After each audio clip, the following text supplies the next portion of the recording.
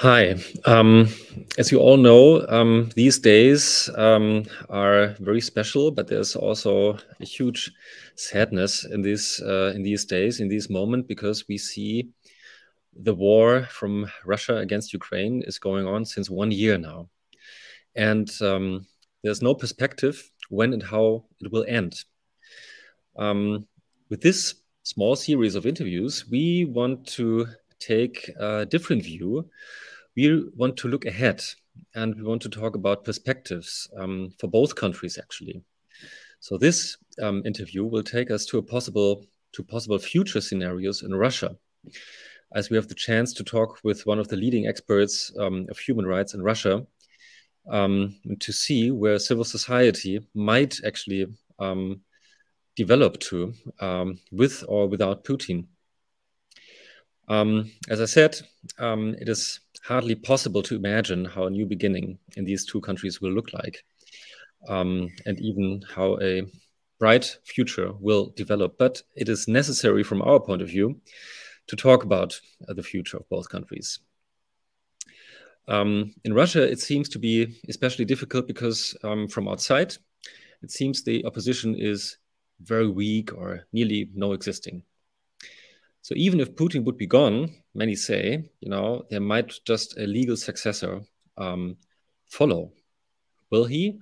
Or is there a lot or something going on beneath the surface, what we don't see, but what might already be there? So that's why I'm very grateful to introduce Sergei Lukashevsky to talk about the civil society in Russia and to talk about the perspectives there. So, hi, Sergei.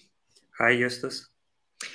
So just to give you a short introduction, Sergei is the director of the Sakharov Center in Moscow. And they are working for human rights issues. He's one of the leading experts there. Of course, Putin has labeled the organization as a foreign agent, so it's more or less forbidden. And so there's more and more strictures against the Sakharov Center, even the last days. So Sergei is now in exile in Berlin, and we will talk here in Berlin. So my name is Justus von Daniels. I'm the editor-in-chief of Correctiv, nonprofit newsroom. And even if the war now seems to be in a worse situation as ever, let's try to look ahead in the next maybe 20 minutes. So, hi, Sergei. So, as we see from outside, from the West, it seems there's no opposition at the moment in Russia, and there's nearly no free press. So people don't have access to kind of real information, as we know. From outside, it also looks that in Russia there's a silent support for the war, or people are not really against it. So what is your observation at the moment about the situation of civil society in Russia? I would say that Russian society is not supporting the war in majority, but it is loyal to the authorities. It is loyal because of the fear. There are no mass repressions in today Russia like in Stalin epoch. But hundreds of civil activists are under the crime procedure for telling the truth, for protesting against the war. And they faces very cruel sentences for 7, 8, 9, and more years of prison. So everybody in Russia are afraid of the authorities, and in such a situation of a very great danger, and all Russians understand that the war means very great danger to themselves. So they are afraid and they prefer to show their loyalty to the authorities. We could say from the polls that maybe a quarter of Russians strongly support the war. The others support Putin as a leader. And we have to be very careful with the numbers of the polls in Russia, because try to imagine, day by day you are told by official propaganda that the common point of view on the situation is supporting the war. Supporting the war against Ukraine, against NATO, and so on. And one day, a stranger calls you by phone and asks, "Do you personally support the country's leader? Do you support the war?" And of course, most of people, unfortunately, are not so brave to say that they don't support it. And the very strange feature of Russian polls of today is that less number of Russians are afraid of the Great War than it was before the war really starts. It's impossible. So we need to be very careful with the numbers of the polls which are made under the authoritarian regime. Let me ask you some personal observation from you, because you are, everybody is affected in Russia. You are affected as well, your family. You used to work as an activist in human rights in Russia with different organizations in Russia, but also abroad, and also in other countries, and also in Ukraine. So you have worked together with activists, with journalists in Ukraine. How did the new situation actually affect these relationships? So is there some, what's the atmosphere now? Is there some hesitance, anger, suspicion? How do you cope with that? Yes, of course. Before the war, we have very strong and intensive relations with our Ukrainian colleagues. And for example, 2 years ago, in 2021, where we celebrated the anniversary of Andrei Sakharov, we made an exhibition in Kiev about Sakharov and his life, and presented it publicly with the participation of Ukrainian human rights defenders and human rights activists. Today, of course, we understand the position of the most part of Ukrainian civil society, that they don't want to be on the same stage, in the same conferences with Russians. And of course, we are very sad. We are very sad because we're very sad of it, but we understand the situation. But in fact, the relations and cooperations with Ukrainian human rights defenders still exists. And the Russian human rights defenders and Ukrainian human rights defenders are discussing such very important issues as the situation with prisoners of war, with people who are forcibly transferred from Ukraine to Russia, especially children. But all these contacts are not public today. On the one hand, it is because of the danger to Russian human rights activists, not only to them personally, but to their activity. If we will try to work publicly,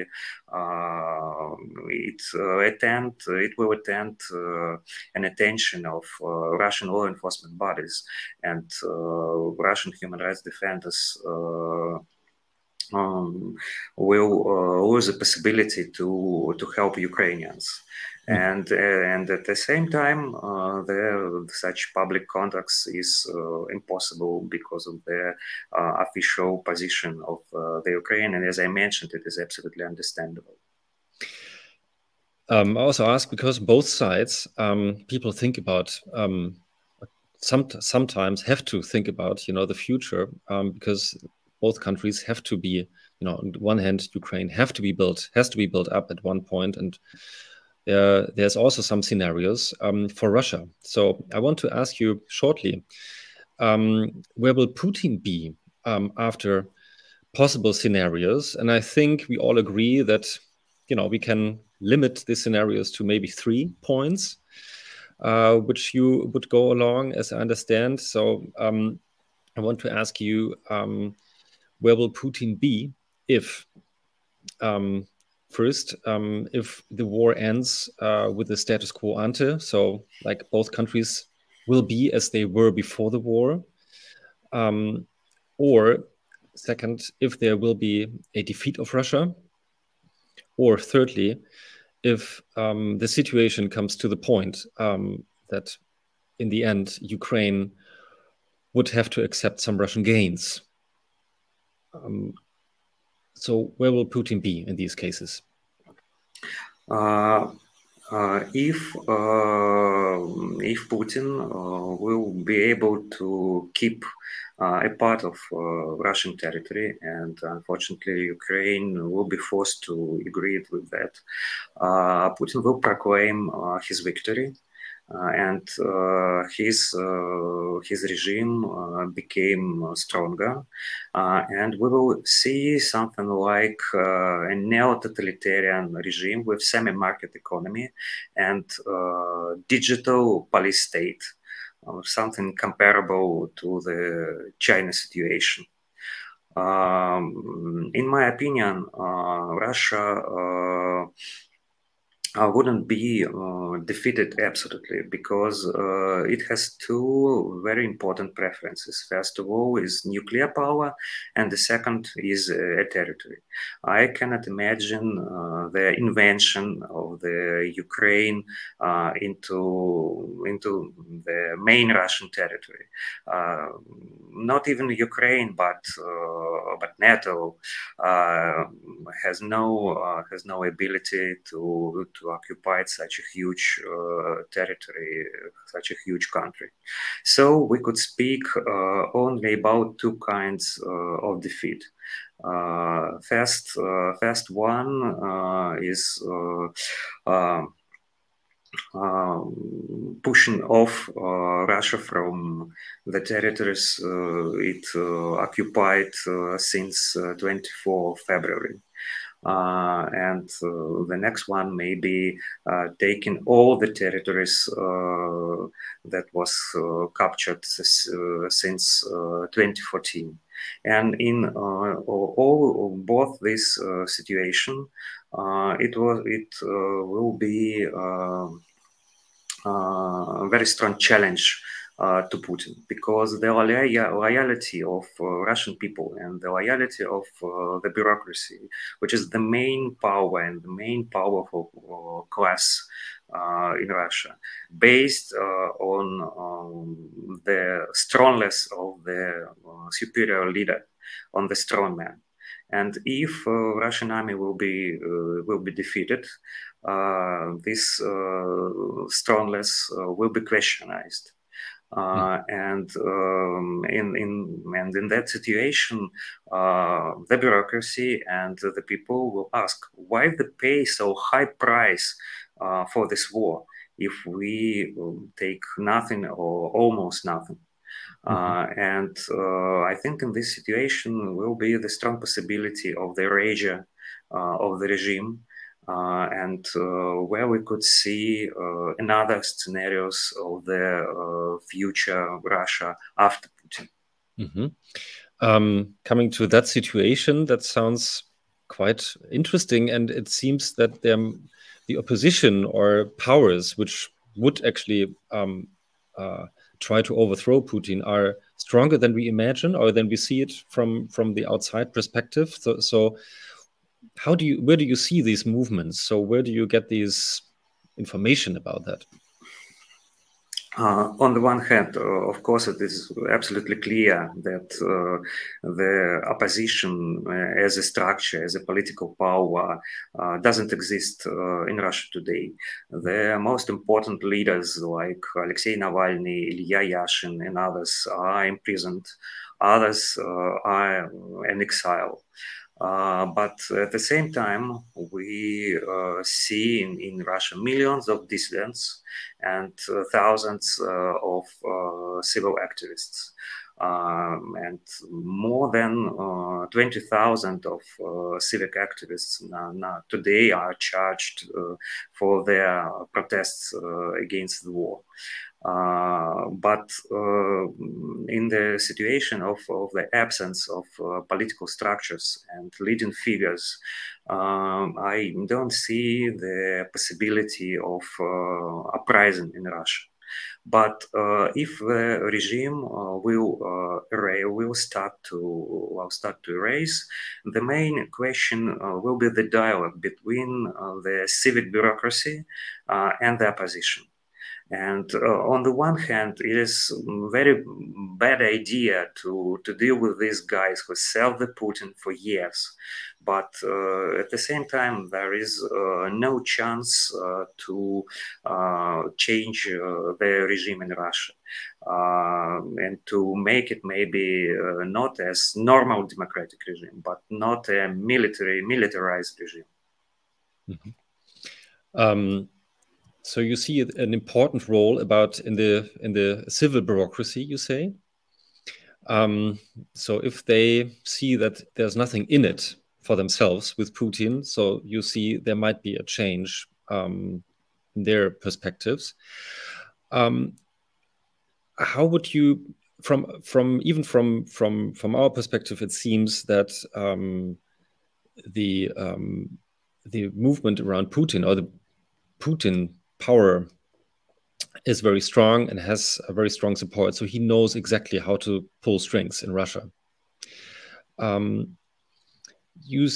you also say, there might be a new generation who might think differently. But where do you take your kind of trust in this new generation that they would really think and act differently than the older generation of Putin just does it now? There is a lot of researches made during the last years about the Russian society. And all of them make clear that the young Russians, for example, people before 30, their understanding of the situation, their thinking is much more peaceful. And they want to have, even now, even today, during the war, they think that the Russia have to have good relations, even with the West. But the problem is that this part of Russian society is depoliticized, strongly depoliticized, and Putin. Putin policy is focused on the elder generation, which is frustrated very much because of the crisis of 90s, and they strongly disappointed with their disability to build an equal and justified society. And so they have only one idea: to have a strong country, strong state instead of this. And if there is only a chance to have a leader, to have a possibility to victoriously fight for the better future, I think most of these young Russians will join this movement, as it was 2 years ago. when thousands of Russians protested with Navalny against corruption and injustice. And the problem is only that all political institutions and all oppositional structures are crushed to the ground or corrupted by Putin's regime. And Putin's regime is a personalistic dictatorship. It's not a totalitarian regime today like it was in the Soviet Union time. And such regime has usually a lot of difficulties with transferring of the power. So the power of the Putin will continue until he is alive and he is with power, until the time he will look as a strong man. So that's an interesting perspective. So your perspective is, maybe Putin will fail because the war is not going as he wished to, or if he's dying. But the system is dependent on Putin. So that's what you're saying? Yes, the fact is that in personalistic regimes, most of things depends on the leader, but the system could be changed and have resources to change today when they're speaking about today's Russia. But of course, if Putin reign will continue for example, 10 or 15 years, the situation could change extremely. But in today's situation, there is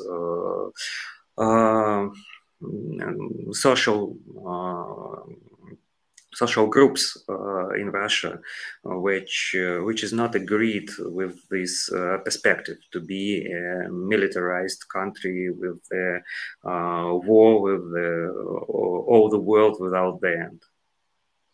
So you said in the beginning that at the moment the opposition is mostly oppressed and easily put in prison, so there's no possibility to really uprise and to form a movement. So what makes you confident that this could happen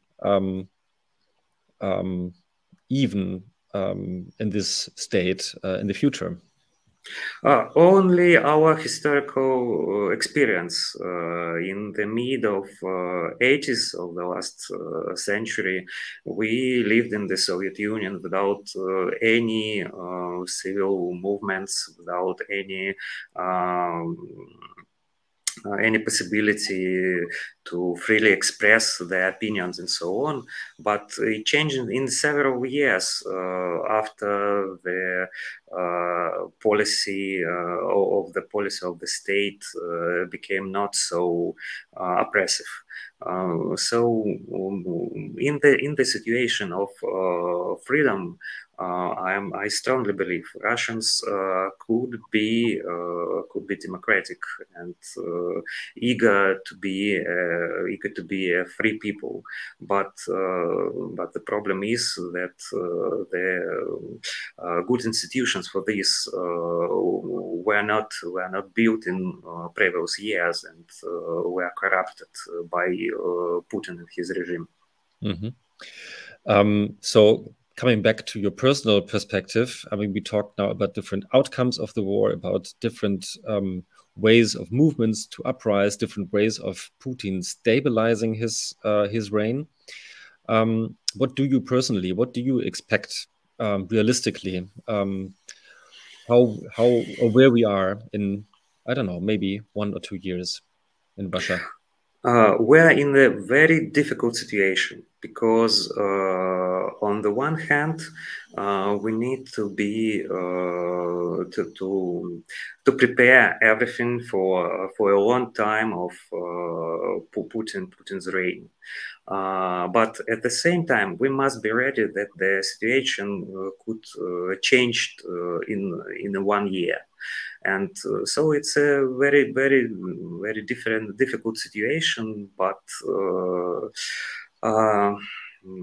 but it is our fate to prepare for bad things and to be ready for the better future.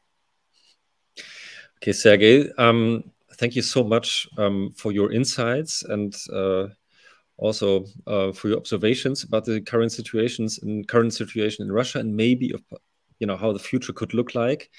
I think this is a debate beside the debate about how the war is going on and how it can be finished, which we have to continue strongly and where we should really go deeper into these situations in Russia, but also in Ukraine. We start with this interview, and we would also suggest you to see the perspective for Ukraine. We have an interview with the journalist Anna Babinets, who's a Ukrainian journalist in Kiev right now. And she's talking about a possible future about her country, about Ukraine, which is mostly destroyed and has to be built up, not only the houses, but also a system. So thank you, Sergey, for this, and I think we will continue, and we hope that we will continue this in this context of the talk here at Correctiv. Thank you very much. Thank you, Justus, and let us believe in better future. We do.